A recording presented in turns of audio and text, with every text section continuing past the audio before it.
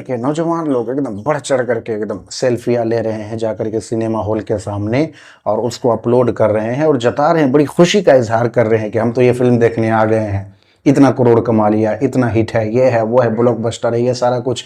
استغفر اللہ، ایک تو مرنے کا مقام تو غیرت کی مقام تھی، شرم آنی چاہیے۔ پہلے کے دور میں ہوتا تھا کہ اگر گھر والوں کو پتہ چلتا کہ بچہ فلم دیکھنے گیا، ہال میں گیا ہے، تو مار پڑتی تھی۔ اب تو ماں باپ بھی اس کو نارملائز کرتے جا رہے ہیں کہ گھر میں کہہ رہے ہیں بچہ ہے چلا جاتا ہے، ایسا نہیں، سختی کریں ماں باپ بھی، اور بچوں کو بھی چاہیے۔ آپ نوجوان ہو،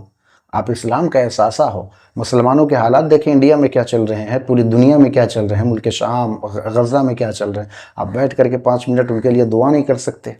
اپنی ایجوکیشنل سسٹم، اپنے تعلیمی اوقات آپ کی اتنی نہیں ہے کہ آپ کہیں جا کر کے کچھ کر سکے، اپنے اوپر نہیں، کچھ کمانے دھمانے کا نہیں، کچھ اپنے ماں باپ کے لیے، اپنے گھر والوں کے لیے کرنے کا نہیں، بس یہی کام اب آپ کرا گیا ہے کہ فلموں میں جاؤ، اور یہ مستزاد شرم کی بات ہے۔ پہلے لوگ گناہ کرتے تھے، ہم نے فلم دیکھنا بہت بڑا گناہ ہے نا، اس میں کیا دکھایا جاتا ہے؟ ایک تو جھوٹ پر جھوٹ، کہ ایک آدمی 5ویں مالے سے گرا اور پھر چلنے لگا،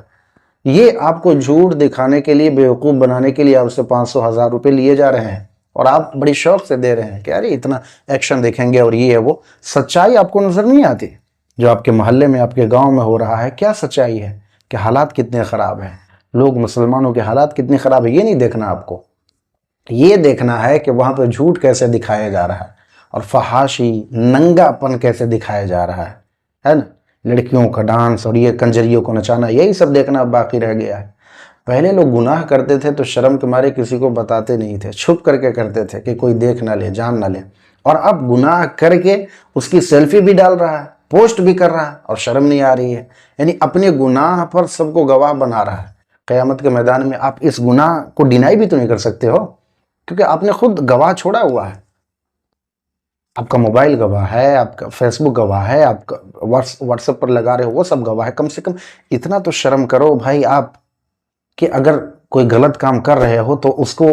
تشہیر نہ کرو، اس کا پرچار نہ کرو، اس کو پوری دنیا کو دکھاؤ مت، اتنا تو کرو۔ اور ایک لمحے کے لیے سوچو، آپ گئے ہوئے ہیں اس گندگی میں، سنیما ہال میں، موت کا تو کوئی پتہ نہیں ہے، خدا نہ خواستہ ایک لمحے کے لیے سوچ لو کہ اگر وہاں پہ آپ کی موت ہو جاتی، وہاں پہ اگر آپ کی روح نکال لی جاتی، کس حالت میں مرتے آپ؟ توبہ کی بھی توفیق نہیں ملتی۔